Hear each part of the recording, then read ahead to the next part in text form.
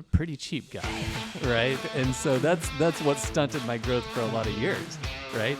And I hired a bunch of people, and we have a culture of like, hey, we're just not going to spend the money. Yeah. What's up, guys? Today we have special guest John Speed. Welcome to the show, bro. Hey, thanks for having me. Awesome to be here. Dude, so John, we've known each other for a little while. We're both part of this organization called Entrepreneurs Organization. And you're the owner and founder of Kilauea Pest Control, a company that does over $10 million a year, and you started it from scratch. Yeah, it's overnight success, 23 years in the making.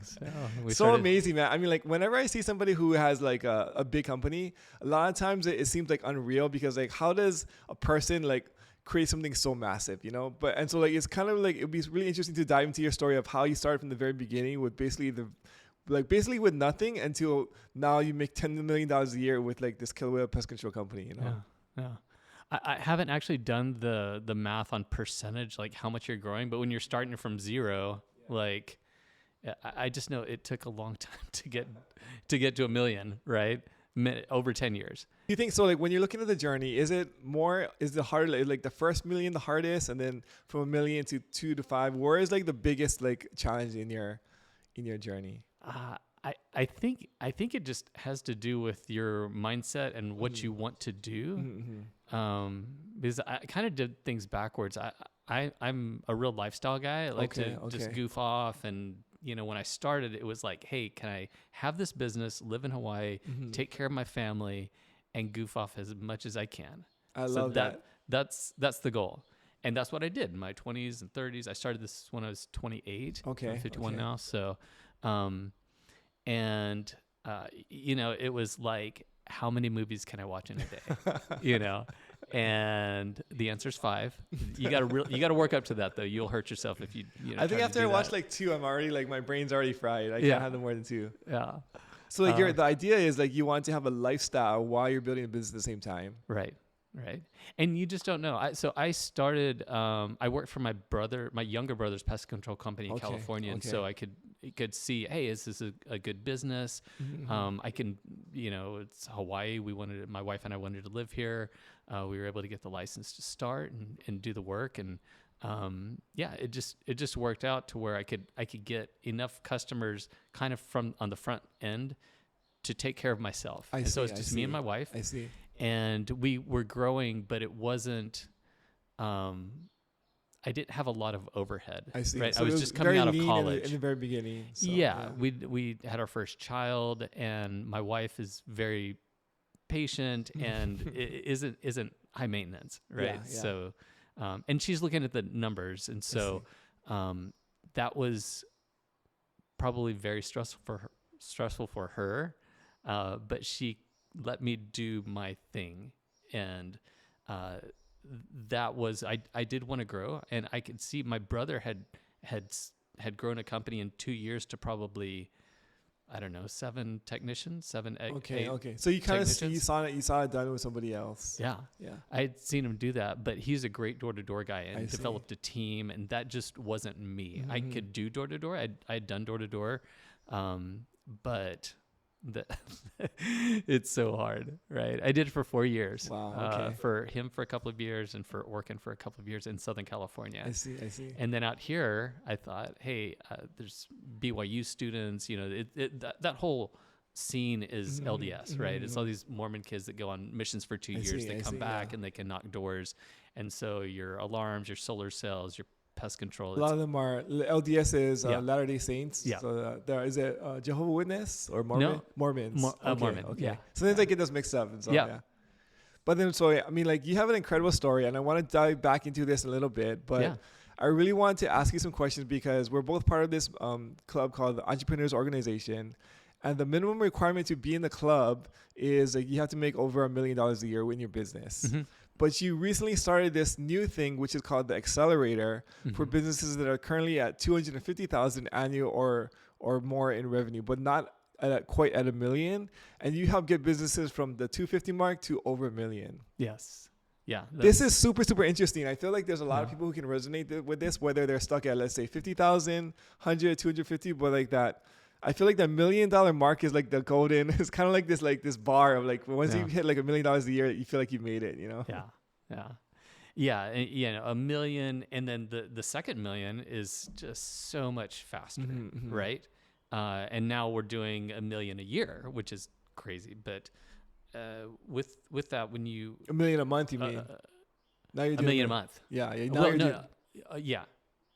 Well, $1 million a month, but $1 million more a year. I see. Right? Every year you're adding another $1 million is what you're saying. Yeah, or more. Yeah. Right. Yeah. So if we did 20% more than 10 million, that's 2 million.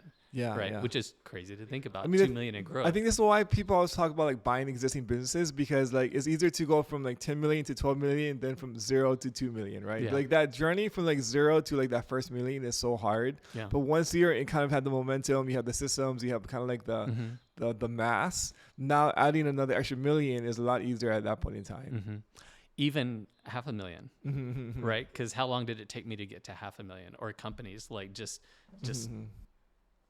cutting out those first few years and having people, and depending on the finances of the business, you can pick some things up pretty cheap. So people sign up for the accelerator, it's called.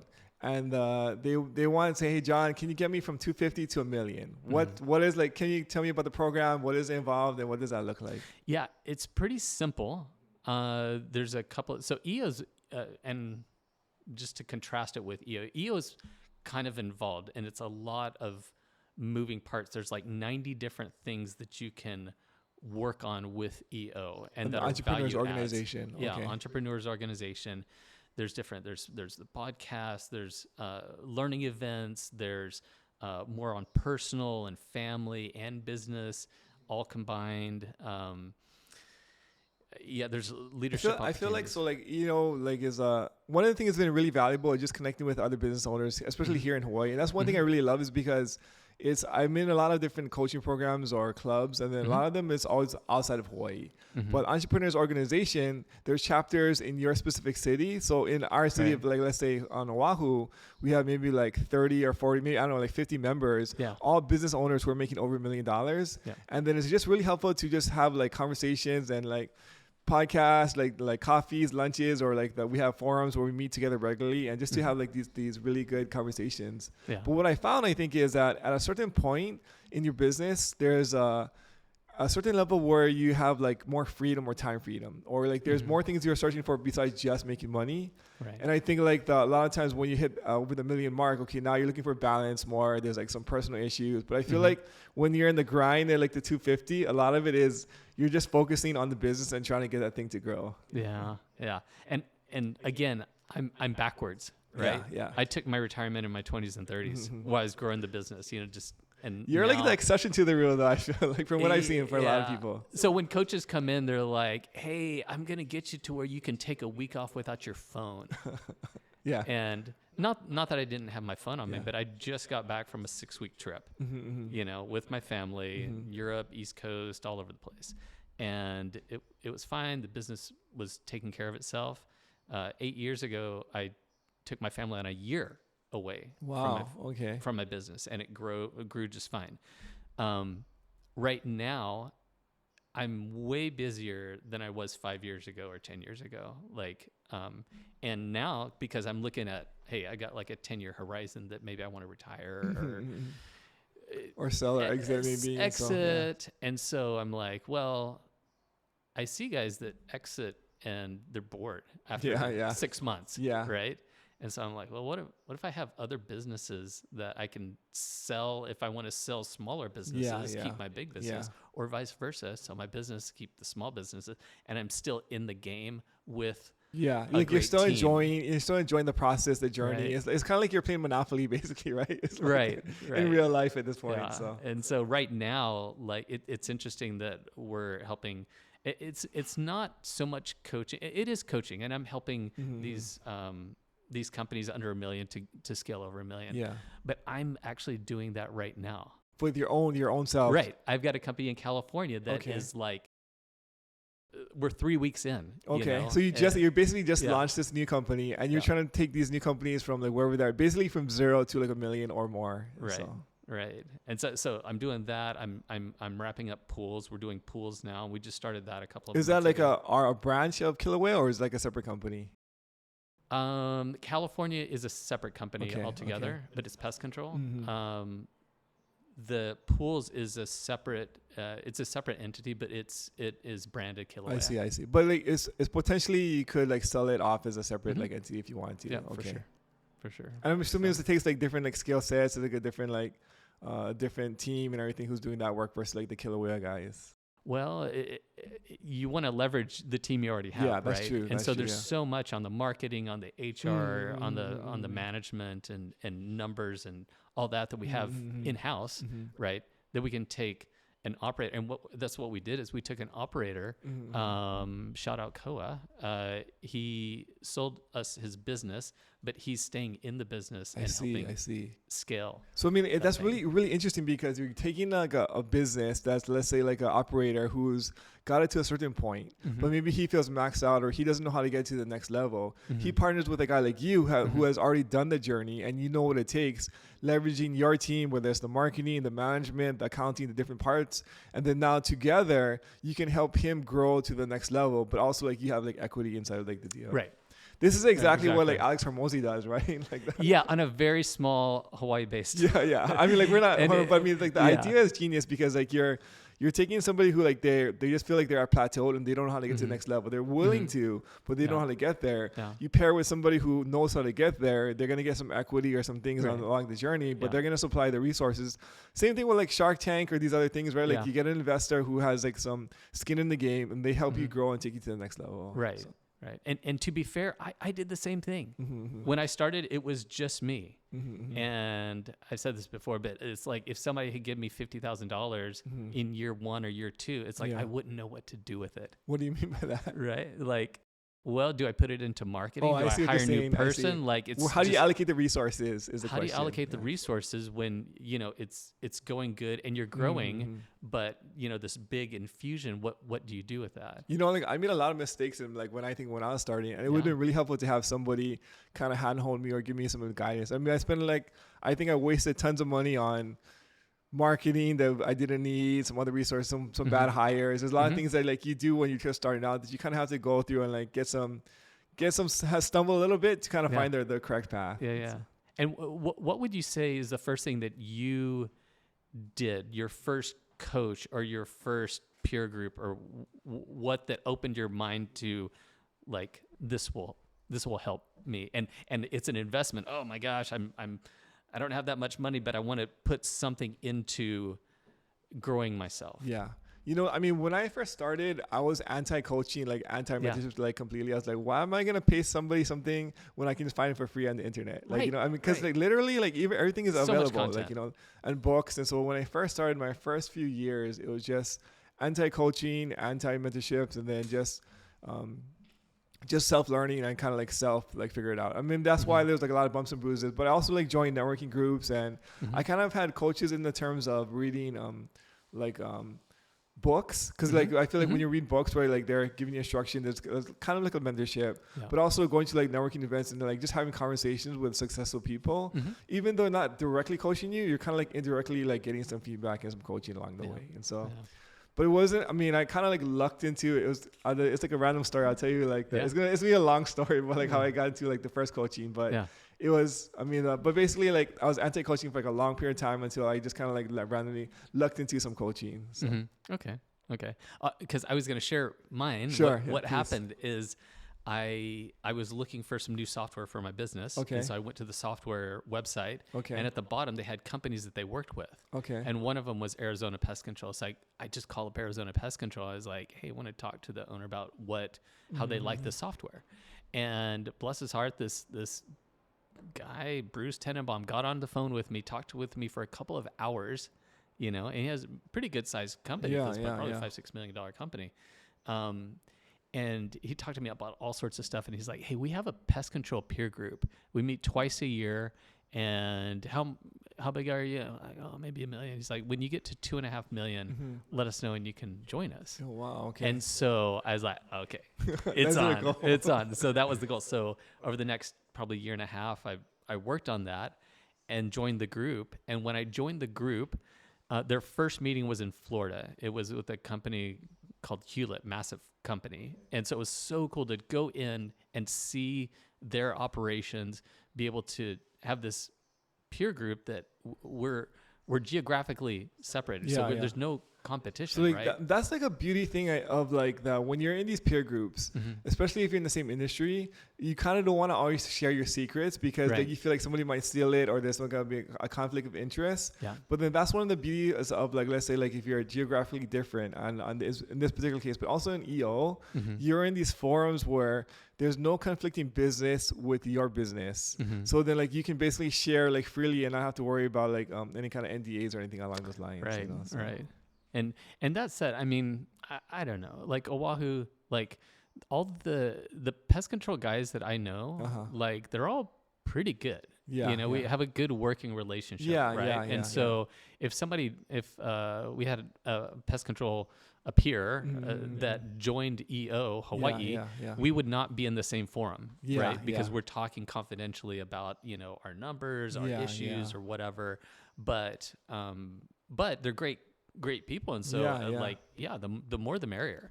Right. I mean, it's a small community. To that point, in the investor community, there is a lot of, I feel like, abundance mindset. And so we regularly share like basically our open books with like a lot of other investors. But I think there's just like it's like when we feel like it basically, right? So come in, do a podcast or chat. Here's an open book of what we got going on. But it's not in the forums. I think it's a little bit more private because it's like on a regular basis. And then it's just like I don't know how to explain it, but like you feel like this safetyness of, there's like a safety net where like you can basically like not even think about what you're sharing. No. Whereas like maybe there's a competitor who's doing the same thing as you, like, okay, like you might give like 95%, but hold back like 5% or something, and so. Right. And one thing I really appreciate about EO and EOA, honestly, the Accelerator program, is that it's non-solicitation, right? So when we think, a lot of times you go to a BNI or like a network, a meetup or something, and you're all like, how can I work with this person to make money? Right? And with EO, it's more the entrepreneur that you're trying to better yourself and better other entrepreneurs, and it's more education. That's not the right word. It's not education, but it's growing yourself in a safe space that nobody's hitting you up for business. I'm not trying to get Kilauea. It's really interesting because there's a freedom of like the rule of no solicitation, because number one is like you're not even allowed to ask for business. Right. So then it's kind of like all the pressure of you is off, right? So you don't have to worry about getting business. And then also nobody can ask you for business. So then you don't have to worry about any kind of pressure coming this way as well too. So it's kind of this weird thing where having that extra rule gives you like a sense of freedom or a sense of just, I guess, I think of the word maybe like safety or something along those lines, where like you can just freely have conversations and you don't have to worry about any judgment or any other things like that. Like, there's no rejection, there's no like ask or anything. It's just like, here, we're freely sharing. There's no there's no expectations on both sides. This gets into a little more of EO, but there's actually no, what do they call it? No advice giving. There's too, no right? advice giving either. Which is a very it's just like the way they set it up was so genius, I think. And so just in the beginning, I was like, why I want advice, right. like, why I want to hear, but it's the way, the reasons behind it like actually makes a lot of sense. And so it's just freeing in so many different ways, the way that they kind of have the structure set up. But getting back into like, okay, so you're at 250, like let's say 100,000 to 250,000 a year, and they want to join the Accelerator program. What does that look like? Okay, so we have monthly meetings, the accountability group. A lot of it has to do with your goals, right? Your goals, what you want to do with the business. In order to join the Accelerator program, you have to want to grow. Got it. Yeah. Right. Yeah. You also have to want to join EO. So it is actually a funnel for EO, right? Yeah. That you mentioned, but it's like, if you don't want to grow, if you're a small business and you just want to network, this isn't really the place. You know what's really interesting though is like, you know how like when your peer group, the guy in Arizona said, when you get to 2.5 million, then you can join us. It's like, once you have that goal, I feel like as an entrepreneur, we're always like searching for like motivation and goals. So then like you have like, hey, if I hit 2.5 million, I can join this peer group. Like there's like a huge goal for that. Same with entrepreneurs organization. I think it's like, hey, if I can get to 1 million, I can join this club and like talk to these other like investors or business owners, I feel like having like specific goals and then having the motivation to do that is like kind of like the energy, the fuel to kind of like get you to like get off your butt and actually do something, you know? Yeah, for sure. I mean, for those of us in growth, you know, growth mindset and whatnot, and you put that goal out there, and you know, that future goal is where we need to have our energy and the focus and stuff. The focus, you know, not the past and not necessarily the present. You know, you're living in the future. I think entrepreneurs tend to do that, right? Yeah. Automatically, for better or worse, right? right. For sure. So monthly meetings, like what? You have monthly meetings, and then what's probably worth the price of admission is we have quarterly learning days, and those are full days. And we just got our coach assigned to us, Bill Gallagher, and so he's scaled several companies, you know, in the hundreds of millions of dollars business. And so and that's another cool thing about EO is that the level of people that volunteer their time to come in and facilitate a quarterly meeting or an annual meeting or helping out with, I mean, they're like literally not paid. This guy is like a thing. He's doing it for the love, basically. He has his own podcast. I'm sure he gets some business out of it, but it's like, it's not, but it's crazy that we have this high level person that is coming to Hawaii 4 times a year that is gonna, I mean, I was gonna say activity. The first learning day that we have coming up, the 21st, I believe, of August, is actually going through, and it's open. It's free to people that want to join EO and EOA. Are we allowed to go to that too? You can go to it. Okay. Yeah. No, I love learning days. Like whenever we have like these workshops, even like in the investor side, there's one of my coaches, Ryan Pineda. He has like these workshops is geared towards beginners. Yeah. So he goes over the full like scope of work of how you're flipping houses for beginners. But I always go to them. Number one is I always get like little nuggets of takeaways, like, oh, I didn't think about this, or see it from a different angle. But I also come away just like stoked and motivated, like, oh, like I can't wait to get back and just like go like really hard in the business, you know. So agreed. And so many of us, like, we, you know, I did an MBA, but it's been a long time, and it's like some of these higher level financial things that we're going to be going over with Bill are like, it's like taking our financials. So if you're listening to this or watching this, you bring your computer, sign up the thing, it's free. You're going to get fed, you know, 3 times that day, I think. You bring your financials, and he's going to help you run it through AI to help see where the problems are and clear up your cash position. Wow, that's really interesting. Is very next level, right? But we're using a little bit of AI for our finances actually right now. And it's been really powerful just being able to have like that tool to do it. But I know where there's a huge gap of like things that we're not taking advantage of. And so I would love to see how this guy does this. And So you were asking that. So that is free to EO members. Okay. And then we are partnering with ProService. ProService is going to bring in some of their clients as well. Okay. And then we're also just reaching out to the any entrepreneurs out there. If you're between 250 and $1 million, hit us up and we'll get you like an invite to this workshop. An invite to the workshop. Yeah. I mean, this is like it's just really valuable, I think. And so like, there's a thing where it's just fun to be around other entrepreneurs. Like, you know, it's just like there's energy and people are building, like everybody has big dreams, big visions. Yeah. But then you kind of want to weed out the people who are entrepreneurs and entrepreneurs, right? Because there's a lot of people who like they want to be entrepreneurs, but they haven't like taken any steps yet, so they haven't really made any money. If you made, let's say, $100,000 even, like, or like $50,000, you're in like the game, like, you know. So like once you're in the game and playing, then like it's more interesting. You have like different like perspectives and different conversations with those people that versus somebody who's like, I'm trying to get into the game, you know. And there's nothing wrong with that. It's just like they're in just different phases. But I like how there's like a filter for like the EA where like, hey, I've done at least 250 and I'm trying to get to the $1 million. Like I'm on my journey here, and there's like a high likelihood that I'll get there if I just have the right guidance. Yeah. And they're dealing with different issues, you know, like I said, I mean, just remember when entrepreneurs, when we started, you know, to get up to $100,000 in sales in a year, those are different issues than 200,000, and people, sometimes the growth doesn't come. You're stuck at 150, and then, hey, you learn something, you listen to a podcast, you read a book, you talk to somebody else that, it's that marketing piece or that person you needed to hire to get over that, right? So someone once told me that like the problems change or your business breaks in ones and threes.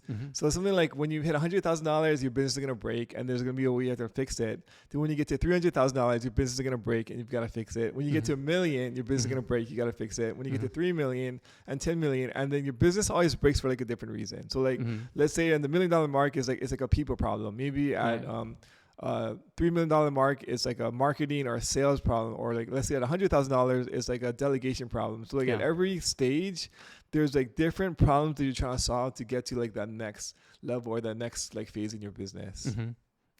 Do you use Traction or EOS? I'm familiar with it. We tried it for like a little while. Basically we have like a modified version of it where we did our own like modified version of it.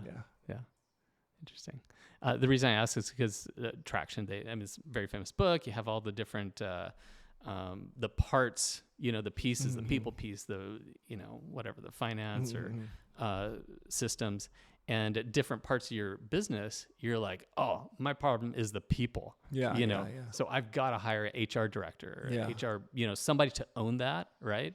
And then a few years later, it's like, oh my gosh, the structure of this place, we got to get this in line. So, we're focusing on the structure, and it's it's all out there. The information's out there, but your business, when do you need to implement it, and like how well, right? Cause like, there's always there's so much nuances of like, should I hire somebody or should I not? Should I just continue to keep my expenses low, or should I actually take on like the quote unquote burden or like the benefit of having like another employee or an employee or a partner or whatever it is? And so there's so many decisions that need to be made.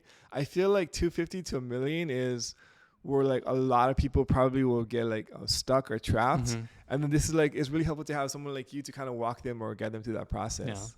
Another difference in EO and EOA is the size of the groups, right? So we have in EO, we have the forums that are like 8-9 people, right?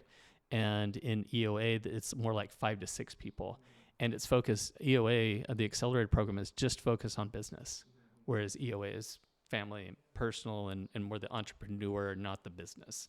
I really like the size of the group of the EO. It's the cool thing is like, I feel like I've been invited to a world that I was never like, I don't belong or wasn't a part of, because like, coming from like a W-2 employee for like a long period of time, never planned to be a business owner, kind of honestly just lucked into it, eventually got to the market. And then now I feel like I'm in this world of all these business owners like yourself who are like very successful, very, very humble. And everybody is very like, very down to earth. Like all down to earth. But it's just like you're in this world of just like people who are just like doing cool things in Hawaii. And so like it's just like a very like I met so many cool people, like owners of like, hey, like I go to the store, I'm like, hey, I know the owner of this thing, I know the owner of this thing. It's just kind of cool to just see like the world of entrepreneurship. And when you think about it, there's literally like thousands of business owners in Hawaii of like so many things, but you never really like associate like this store is owned by like a business owner, or like this company is owned by a business owner. But it's cool to kind of get to see behind the scenes and meet the actual business owners and like what are their problems, what are they challenges with, or what do they like, or what does their lifestyle look like, Yeah. Oh, and it's Hawaii. It's I mean, everywhere is hard, but it's such a grind here, and to get over that hump to where you can take some time out to listen to a podcast or read a book. A lot of small businesses are just like cutting hair like from 8 to 5, and then they're working on the books and everything else. It's just it's a struggle, and it's hard to say like I've got to hand this off, right? Because it's so hard. You do it so well, right? It's the buy back your time idea. I feel like there's a lot of times too, though, like especially when you're first starting, where people hand it off too late or too early. Like there's so many times where like you really should be doing this like yourself until you get it better, or you can actually afford to hire this person. And then sometimes people are like you had to hold on too long because like you don't want to let it go. So like I think there's like both spectrums of the I guess like handoff, Mm-hmm. but then like it's hard to determine like, is this the right time? But I think having like a conversation with somebody like you, Mm-hmm. like, hey, like here's my situation, here's what I'm facing. What do you think, John? You know? To me, it's real. I mean, I'm a pretty cheap guy, right? And so that's what stunted my growth for a lot of years, right? And I hired a bunch of people, and we have a culture of like, hey, we're just not going to spend the money. Yeah. And so we do this guerrilla marketing and whatnot that is very ROI heavy. It's very good, Yeah. right? Yeah. But that only gets you so far. Yeah. Yeah. And so I can look back and see in my business where when it's been painful and when I've spent the money, it was so worth it. You know, looking forward. And I'm like the opposite. Like yeah? I just like Yeah? spend, and then Yeah. I'm like, let's just see what happens, and like then it just goes down the drain. Oh, that was a bad choice. Yeah. But I think I'm like more the opposite, where like I hired and I just want to like pay for speed. So then like it's just like, but at the same time it bites me in the butt too, like, you know, because I'm Right. like I overexert in that direction. Yeah. So, I'm generally pretty slow. And a year ago, an marketing opportunity was presented to me, and I was like, we're doing this. And it was so bad. Like it was just like losing money right and left, and just like actually causing problems with our customers. Right. And so we cut it out, but I was so proud of myself for being fast, you know, and, you know, just taking a step. Yeah. You know, but and that's another thing, you know, there's some very detail oriented people that can go in, look at that marketing or whatnot, look at the numbers and get out really fast when it's not working. And that's not me. Yeah. Right. Yeah, So yeah. I'm a big picture. My wife's very detailed. Like she can, you know, she's looking at finances and whatnot. And I just can't care enough to do that. Right. Yeah. Yeah. It's so tedious. That's why, right? It's so tedious, you know, but some people that's like, they love doing that. Yeah. They love getting into that. Right. And so it's good to, again, have a team, have a diverse team. You know what? I mean, like, this is like maybe some selfish question for you, but like, I feel like I'm having that problem right now where I'm the one who's like in the weeds, like looking at like the finances and like being very tedious with this thing.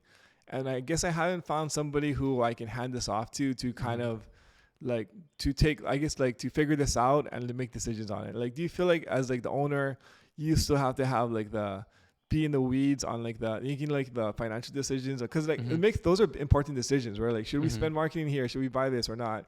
But I feel like I'm the one who's like going through like the P&Ls and like very like meticulously like, hey, there's a mistake here and there's a mistake there.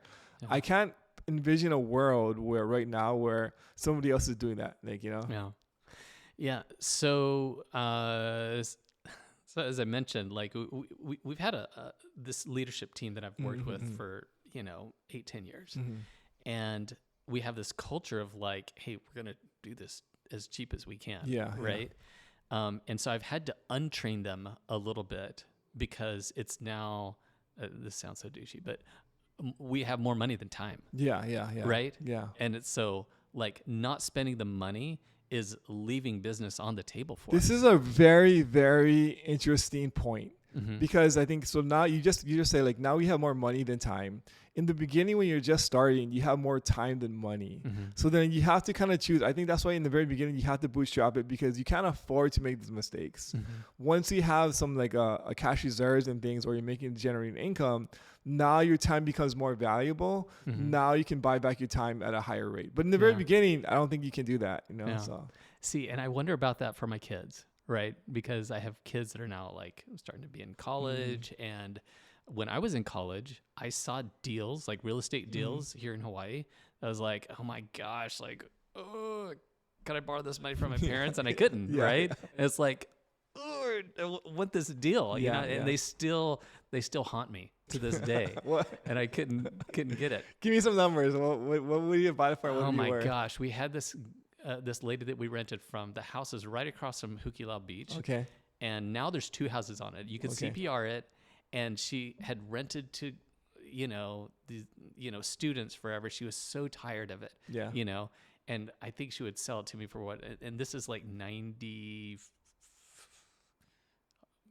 maybe 99. Okay. 98, 99. Okay. So she probably bought it in 95, 94. Okay. And, you know, it's probably like $630,000. It was like you could have bought it for like 630. Yeah. It was like a 10-bedroom place, like totally cash flowed. Okay. Right. There was another on Wailepo Street in Kailua that I remember that was just like, it was again 2 units. It was apartments, and it like cash flowed. It cash flowed. Yeah, positive. In Kailua, and this is like probably 2004, 2005. Okay. And what do you think those guys are worth now? I don't want to think like about that. 3 million or something. Oh, easy, you know, and it could have been cash flowing the entire time, right? That's the crazy thing is I feel like the world has gotten like easier in certain ways with information and social media, but then when it comes to cash flow, it's harder in today's world because like the cost of housing and rents have not like paced well with each other. So like I think a lot of things cash flowed back in the day.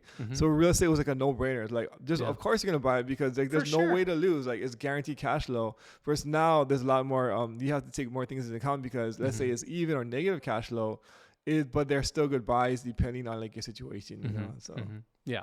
And like in college, you read Rich Dad Poor Dad. You're like, oh, it makes so much sense. 50 grand for a house, and then cash flow is $500 a month, or like $1,000. I mean, like how can you like this is like a no brainer, right? Yeah, and that was my mindset going into it. Hey, let's have this pest control company. It throws off cash. You buy rental property, and like just the cost of Hawaii just kept going up, and it's like, hey, we're making pretty good money, but I still can't afford a place, you know, or can't divide my time. Right. And so I eventually did buy a house that I lived in, but it had a rental on it, and it cash flowed in Kailua, which is crazy. It was like one of the better deals. But what happened is I just found that I wasn't a good landlord, I was an okay landlord, but it's like it would be empty for like a few months, and it's like I just didn't care about it, right? So fast forward now, it's like, okay, well, the idea was like money to throw off to buy real estate, you know, or you could throw it in the stock market, or right now you can buy ancillary businesses. And so that's where I'm more focused is, you know, what fits with our brand and what fits with our customer base that we can add value. And to me, it's not really like real estate's awesome.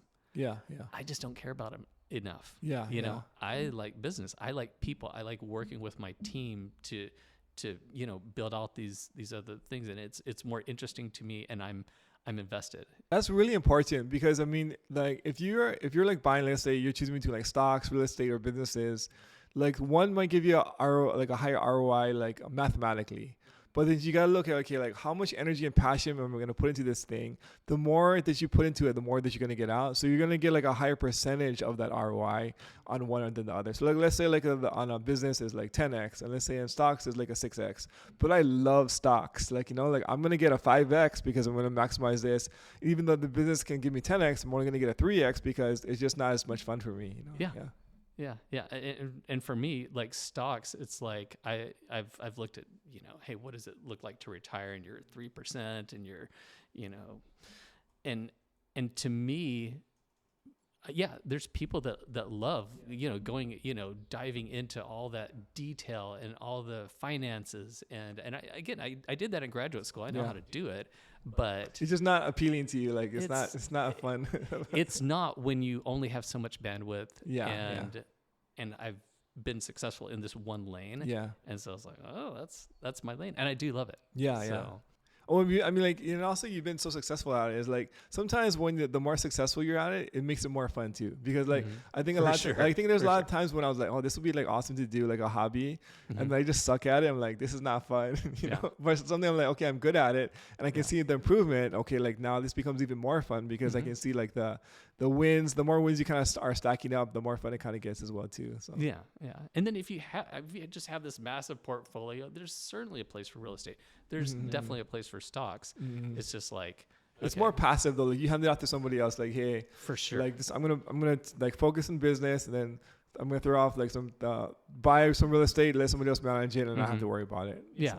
You need the depreciation. You need all that good stuff. But Yeah. And that's what I'm into, and that's what I'm spending all my time with right now. So it's really interesting because like you've got a successful like main business, but then because of like your skill set of being able to scale like different from like the early stages, you've already figured out that piece of the puzzle. So now when you're starting these new businesses, you have like a huge leg up on like the competition because you know what it takes to get from the 100 to 200 to the 5 to the million. Because like business is kind of like similar across businesses. Like, you know, whether you're selling t-shirts, whether you're selling water, whether you're flipping houses or you're selling pest control, the fundamentals are pretty much the same. It's like profit, like budgeting, like counting, like you need people, like, you know, there's some processes, there's some leadership, there's a lot of things, but it's like the product might change, but the core like skill set is like kind of universal across all the businesses. Yeah. And I just feel like I got so lucky. One being in Hawaii, you know, but then also being in home services. You know, we're in a reoccurring model with pest control that I just kind of fell into. And that's where the value is. Yeah, right? yeah. The subscription, like the consistent revenue. And the valuation of the company, right? The valuation of the company is like, I had a buddy that had a construction company here in Hawaii. And, you know, within 3 years, they're doing like 50 houses. Like they're rocking and rolling. Yeah. And, you know, easy come, easy go, you know, it scaled and then it didn't. Really? Right. But, and there's different reasons that could happen to anybody. Yeah. Right. But the value of that business, and in construction and just, it's very general. But if you take I had a buddy with a $10 million construction company on the mainland. He could sell it for about nothing. I see. Asset price, right? Because you have so many warranties and whatnot that you owe in the future. Interesting. Right? And so what's the value of the business? So can you get cash flow and you can you be building an asset, you know? So, and so some parts of our business, like birds, like bird work, we do bird work, right? And you can get some big jobs and they're profitable and they're very unique, but that doesn't add value to the business value, right? Cause it's one time. There's a little bit of value there. And the inside, our institutional knowledge of how that works, right? And the marketing and whatnot. But to have like Netflix subscribers, that's the value. The value. So like I think they call them like the revenue multiples of how much you sell a business for. So you take like a business, like let's say like a construction, it might be like a 1x or 2x multiple or something like on the of EBITDA. Yeah, or so like your net whatever you make. Right? So let's say like the business does 10 million total, and it pulls like let's say like $1 million in like actual like net revenue. Then you can basically sell the business for like $1 million or $2 million, something along those lines. Right. First, let's say you have a pest control company that does 10 million. Let's say it pulls off $1 million in net revenue. You can sell that guy for like a 10x or like a lot higher X. You can sell that guy for 13, like 14, 15x. Yeah. If you're selling it to a strategic, if you're selling it to private equity, they'll, I mean, there's guys that are getting it over 20x. Oh, really? Wow. Yeah. It's getting into the tech space, you know, because, well, and who knows, with AI and robots taking jobs and whatnot, I mean, plumbers are the gold standard, right?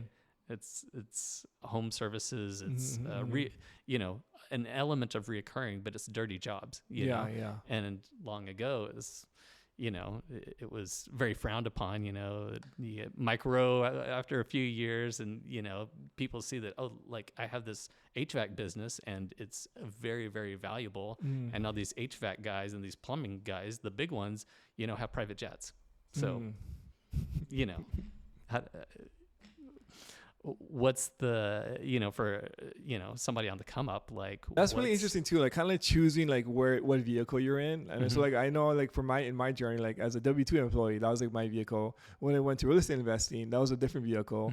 But then there's other even like more profitable vehicles like within the business world, because there's a lot of different types of businesses, and with the same success you have different like returns, like the examples, like the construction company versus like a pest control company, like the same amount of success, but this one's just worth a lot more. So it's just really interesting, like when you're choosing like what you're gonna do or what you're gonna focus on, like why not choose one that's like higher return, like or bigger success, but there's also like what resources, what knowledge do I have, what can I actually like like do as well too. So there's all like so many decisions to be made in this situation. You know? Yeah, and what you can wrap your head around, right? I mean, for a lot of people, it's like, hey, how do you sell on Amazon or have a keychain business, right? You're selling, a 99-cent, $2 thing, but you're selling thousands and tens of thousands, 100,000s. Right? When you say, hey, I have a pest control company and it's $100 a month or whatever it is, there's some people that are selling houses that are like, I could never, it just, because pest control is like a snowball, right? It's like, it's just, it takes a long time to get that snowball. Amass like the customer base. Yeah. That's really interesting too, because like pest control is like less like a more slower burn, but then the return's bigger. But let's say like flipping houses, I can make $100,000 on like my first deal. Yeah. But there's no like recurring revenue. It's like unless I turn it into like a rental. But like it's like one pop and they gotta get the next one. It's another pop. So like it's easier to get the quick big wins, but then like it doesn't scale as far as like the snowball effect to like the recurring revenue. Yeah. Well, and it's like anybody with a career, right? It's like you get in a career, friends that, go corporate and like, after 10 years, it's golden handcuffs, right? Yeah. They have their family, they have the place where they live, they have their friends, they have this, and they can't jump into the entrepreneurial space or, they'll dabble in some real estate. And I have a lot of friends like that make great money, right? Yeah. But, it's in the hundreds of thousands and not the 7 figures, where they can, I have a banker buddy in Southern California, and he just golfs all day with these guys that are worth 100 million, $250 million, and he's looking at us like, I want to do that, and he could, right? He's got the resource, but he's got his job. His job that is his wife gonna let him quit at that job? I don't think so.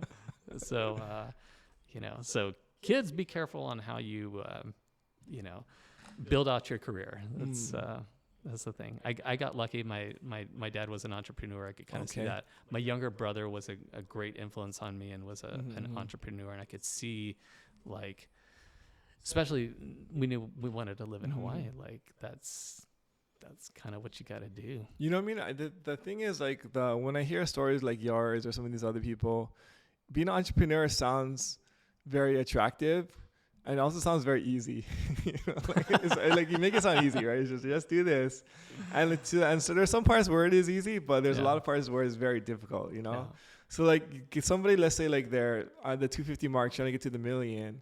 What struggles do they have to overcome or figure out to pass that mark and, like, let's say, quote unquote, make it, like, start getting momentum or make money? Well, there's several, right? I mean, it's like just the mindset, just seeing what can be done, right? When I went to that first peer group meeting, it was in Florida, right? Okay. And my marketing director was also in Florida. He was going to the Grant Cardone 10X in Marlin Stadium. Okay. And so I went in with him, and I could see, and that was like, I mean, you listen to Uncle G like for half a second and you're like, okay, well, I'm not thinking big enough. Yeah. Right. And so just being around something like that. But I mean, again, this is not calling the kettle black or whatnot. Like it all happened to us too. Yeah. Right. No, at some point. My goal, like when I was like in like maybe like 5 years ago, like literally was to make $100,000 a year as a W-2. That was like my goal in life. Like if I could make 6 figures, I felt like I was rich and I made it. Like that literally was my goal. And then I started getting rooms of guys that were making like 6 figures a month. I was like, this is insane. Yeah. But like now I think it's actually possible. Like, you know, now I'm getting to rooms of guys who are making like $1 million a month. And like, I'm like, this is insane.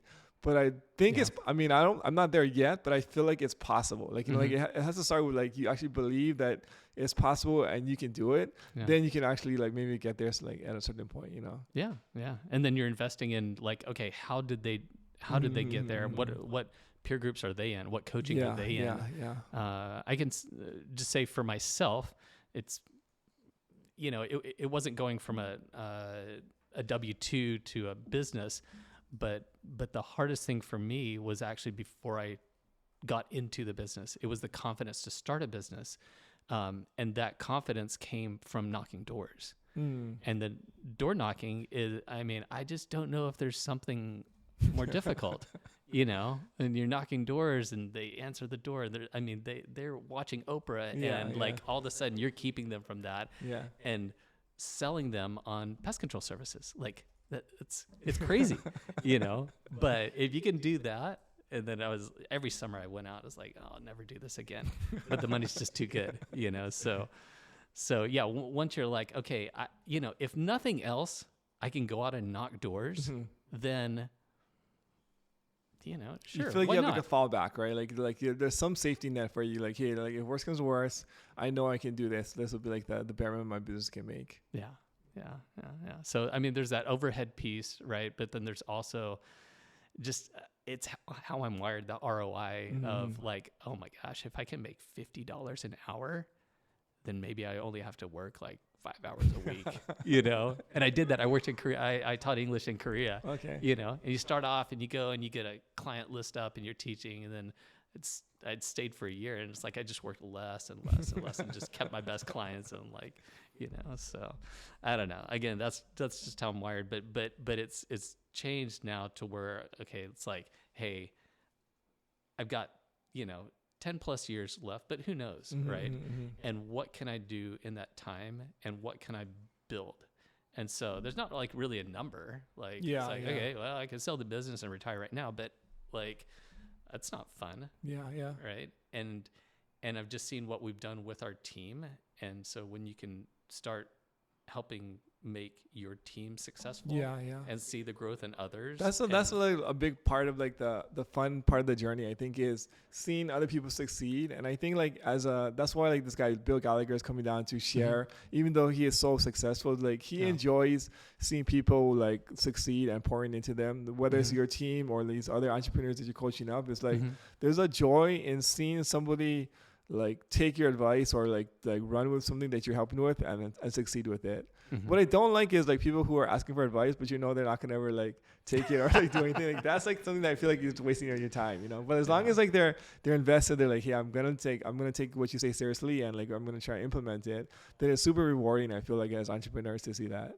And it's hard. And there's different personalities and so yeah, I agree. There's looky-loos and whatnot, but you can tell people that, you know, have that drive that want to grow and just don't know how, you know, and if that's people that, you know, and there's other accelerator programs through banks here and different things, but I really think this is something that I'm excited about, that the core group that we're starting with are some great guys that have their businesses and some family businesses, some startups, but they've been in it long enough to where they have a team, they have, you know, employees, and they're just like, okay, one, how do I get there? And this is even something I've asked myself is how fast can I get there? Now it's more the fast. We have a great reputation at Kilauea. We have a great team.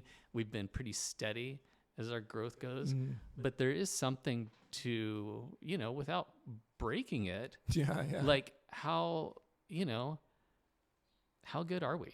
Right. And that's I'm finding out that I'm not as good as I think I am on some of these businesses, which is a good thing, right? Because, well, the thing is like you want to have confidence to know that you can do it, but whenever you find flaws or things that I wasn't as good as I thought, it's like huge opportunities where like, okay, I can bridge this gap, get better at this, and now I can see how I can take it to the next level. But because like once you find like the weak spots, like now you see like the opportunities for growth. Like, Yeah. And that's the thing, just getting outside of your comfort zone, whatever it is, right? If it's a new physical goal or a new social goal where you're getting out or whatever it is, just having that, and it's hard, and that's life, right? Trying to like find your uncomfortable zones that you're like I do half Ironmans. I've done an Ironman, but half Ironmans is my thing. And it's a slog, and you got to train for it, right? But I'm not getting in an ice bucket. It's like, I don't need that hard in my life. And I like it when you get in a steam room and then get in an ice bucket. Yeah. But like the guys that are just like every morning, just like getting in just to suffer, like I've got enough suffering in my life. Like, I feel the same way. I mean, it's such an interesting dynamic because there's so many people who are so like disciplined and they can handle so much pain in one area, but then like they can't handle it in another. Like, and so like it's interesting because a lot of, let's say, like military guys or guys who are very fit or in shape, like in the gym, like they can handle so much pain. Like they can have so much. They're so disciplined, but you put them in from like a computer, say, hey, fill out this paperwork for like 30 minutes, and they're like, I can't do it. Like it's just like it's impossible. Like, it's so interesting how like we're so disciplined. And for myself, I'm like the opposite, or like that. Okay, like I can sit down and be on my computer for like, let's say, like 7 hours, but then like in the gym, I'm like a weakling. Like I'm like I tap out so fast. Like it's just why this or why that. So And then that's great, and that's why you have the diversity, and that's why when you have a diverse group like in the EO, that you're learning from everybody, and they're like, that's pretty cool, and you just have the diverse thought, and if you can appreciate that, then one, you're going to learn, right? Yeah. And you might have the opportunity to grow too, and either learn from others' mistakes or just learn something new that makes you a more well-rounded person. When you guys are coaching like these young entrepreneurs, are you actually going into their business and looking like their financials and seeing like the day-to-day operations of what they're doing? Yeah. So I'm just kind of starting this. So we haven't been into somebody's operations, but that is definitely, we do, there is an element of one-on-one that we could do that, and definitely financials. We'll be running those and kind of looking at that. But it has a lot to do with what their goals are and keeping them accountable. Yeah. Right. Can you explain that a little bit more?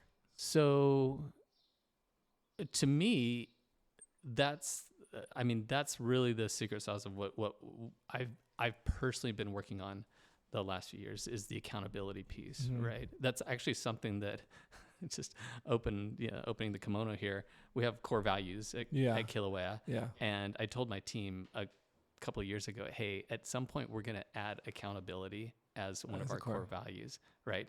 And part of that is that we need it in the business, right? I mean, if we don't have numbers and holding people accountable, but the fact of the matter is, I'm not holding people accountable like I need to be. I see, and I've got to talk the talk and walk the walk. And when I'm meeting with my people, and what's been so hard about it is my team does an amazing job, right? Yeah. And so it's hard to call people out when they're, working hard and doing their best, and we're friends. Yeah. But the numbers are the numbers, right? And so the better that we've gotten on, hey, this is our, cost per customer acquisition and whatnot, or hey, this is, we're getting into some really great stuff with AI and like our call center and whatnot, and really being able to drill down very quickly into issues and to identify those. And so that's something, the more transparent our operations is through technology, we can help hold people accountable and just raise everybody's I feel like that's like a hard thing because then there's like it's a balance, or like you can't be too harsh, but you have to like call people out. But then there's like, if it's like, because like you feel like your team's working so hard, like you don't want to like upset anybody, and there's like this thing of this also the Hawaii culture and things like, not to rock the boat. And so it's just like this like dynamic where you kind of have to like navigate, and it's sometimes like you do it one way, sometimes you have to do it another way. But the thing is, like, just the fact that you're actually thinking about it and you're processing it, I think will have you to make better decisions because you're actually like focused on it. Well, there's the accountability piece that you have to have, right? But if you're trying to hold people accountable, but you're not a real leader, or they don't trust you, or you're not working with them to make the goals, then, if it's just really top down, then, that time has passed, in our society. We're working with our team to, hey, Yeah. What's your goal? It's like culturally different, because I think back in the day it was like hierarchical, right? We're like this, if you have to put the title, then you can make the rules. But now today's like, especially with the Gen Zers, they're like, I'm not listening to you unless like, for sure. unless like we're friends. Right. Or something, right? Yeah. Yeah. That, and then I'll just say that that's something that we've struggled with at Kilauea. Like we have our top team and then middle management. Mm-hmm. The middle management piece has been tough. Mm-hmm. And part of that is just wherever people pick it up from, they get a little authority, Yeah, and then they're the boss, and then they don't understand that boss, like just don't use that term, number one, but also you're just there to serve. Yeah. You're just there to support your team. Yeah. Right.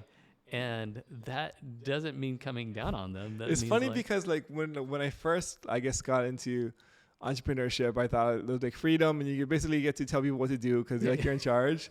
But it's interesting because if you want to be successful, you have to be accountable to the people who are leading or serving. So you're not it's like you're giving more than you're getting when you're in leadership, if you're doing it the correct way.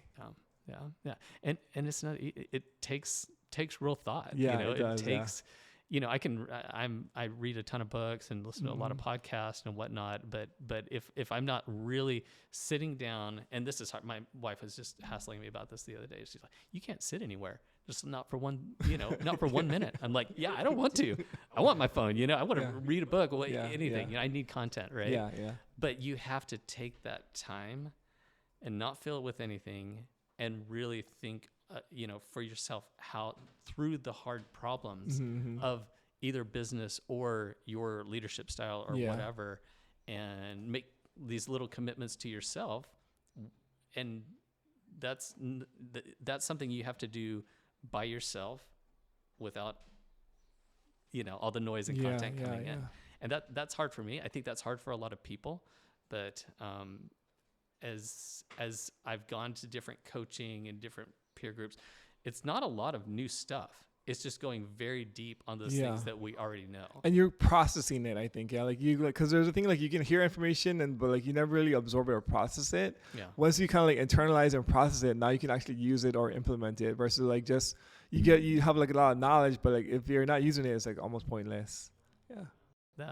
And that goes into meetings too. Like meetings, like nobody likes meetings, right? But like, and you can have bad meetings. Yeah. Right. You can have, it depends on who you listen to. There's a lot of different ways you can run. There's companies that have you talk to the Jensen Huang, the NVIDIA guy, no meetings, really? Right? Or standing meetings, or just these really quick,